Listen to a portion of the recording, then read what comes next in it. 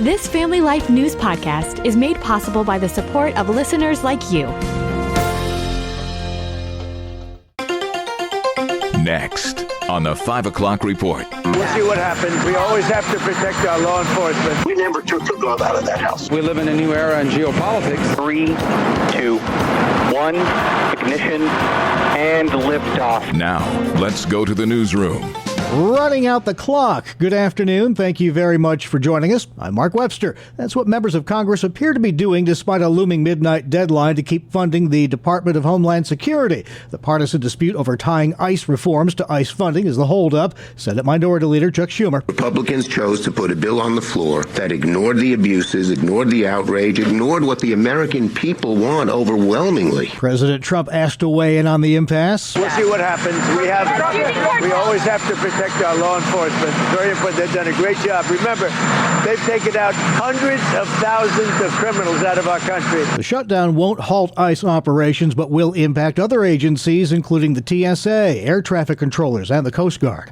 No major developments today in the search for Nancy Guthrie. In fact, one reported development apparently turns out to not be. There have been reports a glove was also found inside Guthrie's home, but the Pima County Sheriff tells Fox News, nope. We never took the glove out of that house. We have DNA from various sources in the house, but we have no glove. We never had a glove in that house. We never found glove on that property. Former FBI agent and negotiator Chip Massey notes that neighbors are now being asked to review their doorbell camera video for an extended period. If they're expanding, they've got some more information to do that with. The reward for info leading to solving the case is now up to $100,000. President Trump visiting troops at Fort Bragg in North Carolina this afternoon. Before he left the White House, he was also asked about a second U.S. aircraft carrier being sent toward Iran. In case we don't make a deal, we'll need it. We have one out there that just arrived. If we need it, we have it ready. A very big force. At this afternoon's event, Trump thanked members of the Special Forces team that helped capture Venezuelan President Nicolas Maduro last month. Secretary of State Marco Rubio, he's in Germany at an international security conference in Munich. We live in a new era in geopolitics, and it's going to require all of us to sort of re-examine what that looks like and what our role is going to be. Among the other conference speakers, 36-year-old New York Democrat Alexandria Ocasio-Cortez. Fox's Greg Palcott. Known mostly for her Democratic socialist stand on domestic issues, she will be looking to flex her progressive foreign policy muscles on matters like the influence of billionaires and corporate interests on world affairs. Also there, California Governor Gavin Newsom. Arraignments this afternoon in last month's St. Paul, Minnesota church protester invasion. See all these pretend Christians, all these comfortable white people who are living lavish, comfortable lives while children are dragged into concentration camps. A sample of what worshipers like Caleb Phillips were subjected to. He tells Fox, we're walking away, and this one protester who had a megaphone, she starts yelling at my girlfriend and insulting her on the basis of her race. Everybody who was arraigned today pleaded not guilty, including former CNN anchor Don Lemon. Puerto Rico just took a bold stand for life. The governor there signing Senate Bill 504 into law, affirming that every human being is a person from the moment of conception. The historic amendment recognizes unborn babies as people worthy of the same rights and dignity granted to every other human being. Early this morning, the new ISS crew flew. 3, 2, 1, ignition, and liftoff. Go Falcon, go Dragon, and Godspeed Crew 12. Liftoff from NASA's SpaceX Crew 12 mission early this morning from Cape Canaveral. Their mission is to get the space station fully staffed again. Their arrival at the space station will restore the normal size of the ISS crew. Usually it's around 7. They've been down to just 2 Russians and 1 American since mid-January. That's because the previous mission, Crew 11, had to leave early. Fox's Jonathan Seary. Well, the rocket went up, but January inflation numbers didn't, at least not by much. January consumer prices did not rise as much as expected. Bank rates, Mark Hemrick. We get a lot of help here from energy prices. That brings down the headline CPI. Gasoline prices down sharply lower. The Labor Department reported the consumer price index showed a core rise of a paltry 0.3% for the month. The annual inflation rate came in at a very comfortable 2.4%. Some health news next. Many of of us would like to drop a few pounds, maybe more, but don't drop them too fast. So warns Cleveland Clinic Dr. Julia Zampano, who says losing weight too fast means you could also lose muscle mass and harm your immune system. It also results in slower metabolism. She says in this case, slow and steady wins the race. Try to slow down that rapid weight loss a little bit, and then as we're losing weight, we maintain adequate muscle mass by doing light resistance training and making sure you're meeting your protein needs. She says people should shoot for losing 1 to 2 pounds of weight a week at most. Olympics next. Team USA women's hockey picking up right where they left off. Up by Keller, score! 1-0, United States. The call on USA Network a couple of hours ago. That game's still going on. The U.S. taking on host Italy in the medal round quarterfinals right now. The men's team is off today. Skier Lindsey Vonn has gone through a series of surgeries since breaking her leg in Italy, posting this from her hospital bed. I feel very lucky and fortunate. I have so many people around me that have really helped me get through this. So I just want to say thank you and go Team USA. Vonn says she hopes to be released from the hospital soon. Still to come here on the 5 o'clock report, a recap of some of our top local stories and highlights from this week's Capital Connection. I'm Kevin Williams, and here is your Family Life regional weather forecast. Our call for tonight, mostly cloudy, some light storm flurries moving across the area. Less than an inch of any accumulation for most. Low temperatures, upper teens and low 20s generally. For tomorrow, clouds and a flurry, then a little bit of sun trying to break through the overcast, high in the 30s. Sunday, some sun, high in the 30s. A bit of snow or some flurries Sunday night, and a bit of sun then on Monday, President's Day. All right, thank you, Kevin. Now checking the stories making news where you live across New York and Pennsylvania. The Warsaw Central School District investigating reports of an alleged hazing incident involving middle and high school students. We get the story from Family Life's Sarah Harnish. The district has canceled the remainder of its JV and varsity games for the rest of the basketball season amid an ongoing investigation into an alleged incident involving one victim and several boys. WROC interviewed community member Deanna Johnson-Myers. That's not what hazing is.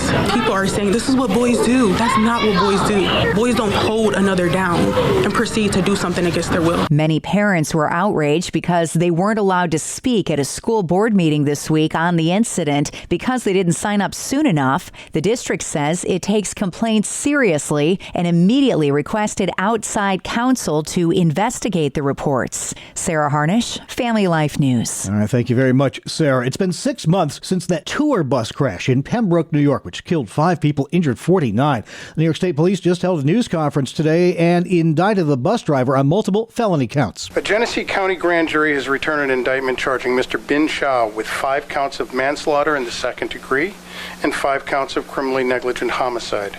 1 count of each offense corresponds to each of the 5 individuals who lost their life as a result of this crash. Police didn't go into details of what specific actions might have caused the wreck, but did say that the 56-year-old driver, Bin Shah, was negligent. Mr. Shah was arraigned this afternoon on the 10 counts contained in the indictment. He entered a plea of not guilty. At the time of the crash, Mr. Shah was the operator. He was the driver of the tour bus. The charges stem from the decisions made and the actions taken by Mr. Shah as he operated the bus on the New York State Thruway in Pembroke. Investigators say Shah lost control of the bus last August while it was carrying 54 people on a tour to Niagara Falls. He allegedly went into the median area around exit 48A, overcorrected, then ended up in a ditch. His next court date will be March 9th. The New York State Department of Motor Vehicles offices closed early today, and they're going to stay closed until the middle of next week. This is so they can upgrade their technology systems. They expect to fully resume operations on February 18th.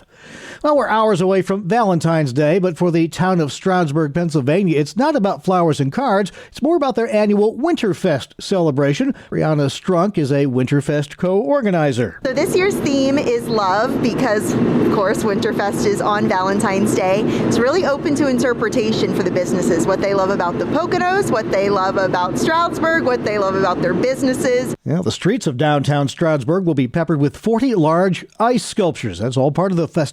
It takes about 3 days to freeze crystal clear, and then from there we process them down. Sam Foster with Sculpted tells WNEP he uses several methods to carve by hand with chainsaws or more. We cut out the silhouette of it, add a little bit of depth, round it out a little bit, throw in some details, and then they turn out like these guys over here. Winterfest in Stroudsburg, PA runs Saturday, 11 a.m. to 4 p.m. Up next, highlights from this week's edition of Capital Connection, as Bob Price puts the big stories in Albany and Harrisburg under the microscope with Jason McGuire from New York Families and Michael Gear with the Pennsylvania Family Institute. Millions of New Yorkers all over the state are asking the question, who in the world is Bruce Blakeman? He was nominated this week to be the Republican challenger to Governor Hochul, trying to do what no Republican has been able to do in a quarter century, and that's win statewide office. How does he do it? If he can. Yeah, so Bruce Blakeman is the Nassau County executive, and it's going to be an uphill climb. It always is for any Republican, but there have been some false starts on this one. There was a little mix-up over the lieutenant governor pick, been some concerns upstate over how well he knows upstate and over some of the issues of concern to perhaps Second Amendment voters, to the pro-life community.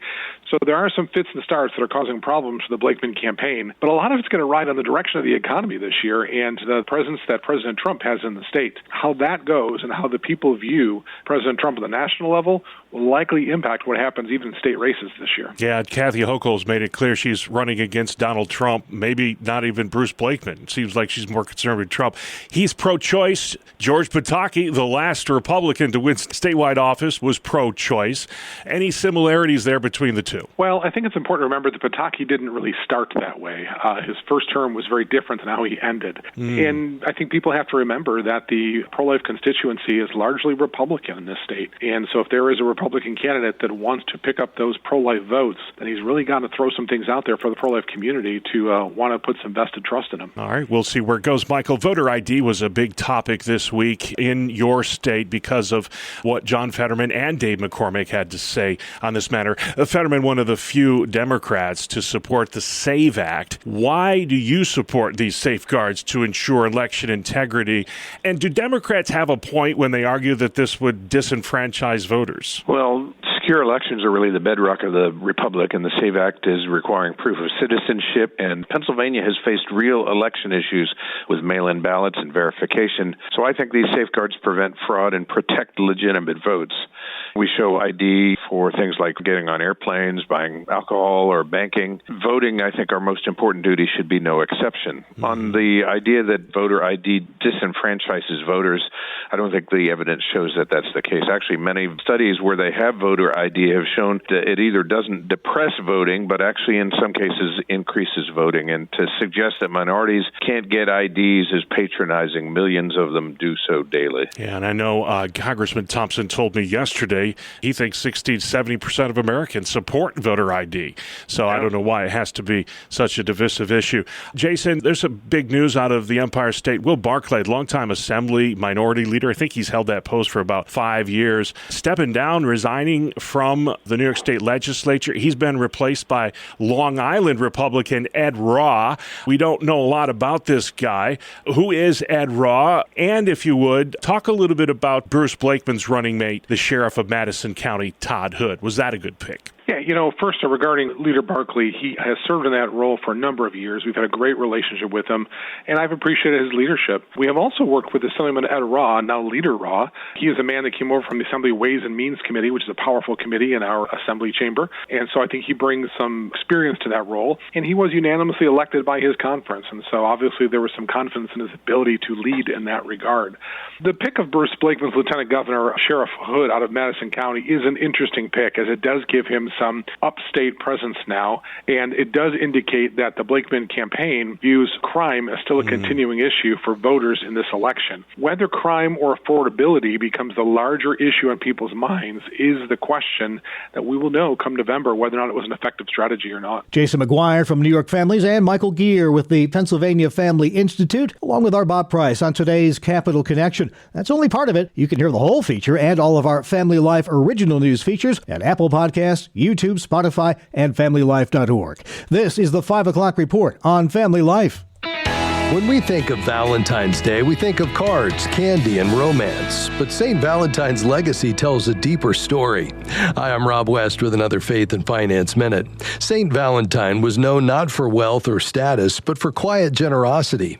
In a time of persecution, he cared for the poor, helped the suffering, and served others at a great personal cost. His generosity flowed from love, not obligation, and ultimately pointed people to Christ. Valentine understood something we often forget. Generosity is an expression of faith.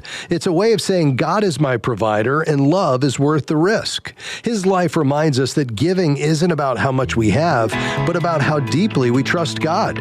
True generosity leaves a legacy money never can. Manage your finances wisely with the easy-to-use FaithFi app. Download FaithFi, Faith and Finance from your app store, or learn more at faithfi.com. Thank you, Rob. Still to come on the 5 o'clock report. It's something I'm never going to forget seeing. Like, it was like something out of a movie. The story of a humble hero and an amazing rescue. After weather with Kevin. I'm Kevin Williams, and here is your Family Life regional weather forecast. We head into this Valentine's Day / President's Day weekend with the expectation of better weather than we've seen the last couple of weekends, which of course have been barbarically cold, blustery, with blowing snow and waves of lake effect.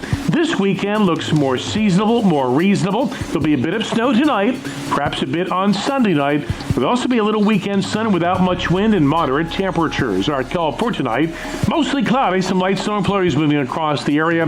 Less than an inch of any accumulation for most. Low temperatures, upper teens and low 20s generally. For tomorrow, clouds and a flurry, then a little bit of sun trying to break through the overcast. High in the 30s. Sunday, some sun, high in the 30s. A bit of snow or some flurries Sunday night. And a bit of sun then on Monday, President's Day. Oh, long live the thaw. Thank you, Kevin. Finally at 5, Logan Hayes was just driving to work near I-95 in Florida when he spotted a car that had just crashed into a retention pond. He didn't know a pregnant woman was inside, moments from drowning. But without hesitation, he jumped out of his car and into the frigid water, telling Fox 35 Orlando, I was going to do everything that I could to try to help or assist in any way. If that meant swimming, that meant swimming. I'm not the person that would have been able to sit and watch whatever would have play out. Well, with his heroism, what played out was a quick, daring, successful rescue, pulling the victim out just before her car went under. Turned out a pregnancy-related dizzy spell led to the crash. Hours later, her healthy baby was born, making him a hero times 2, you might say, at least in the eyes of Fire Chief Joshua Snell. We think it's incredible just to see the compassion and the care from other individuals out there. But Hayes insists he's no hero. No, not at all. No, I was just in the right place at the right time. It just happened to be me that did something. Well, said the baby's grateful father, the only way I can explain this is God. You just have to believe. And that's the world we live in for Friday, February 13th, 2026. Thank you again for joining us. Have a blessed weekend. I'm Mark Webster, Family Life News. Thank you for listening to this Family Life News podcast. If you've been encouraged by what you've heard, please share it with others and click the subscribe button to automatically receive future episodes. Family Life is a listener-supported ministry. Podcasts like this are made possible by your financial partnership. Find out more at familylife.org.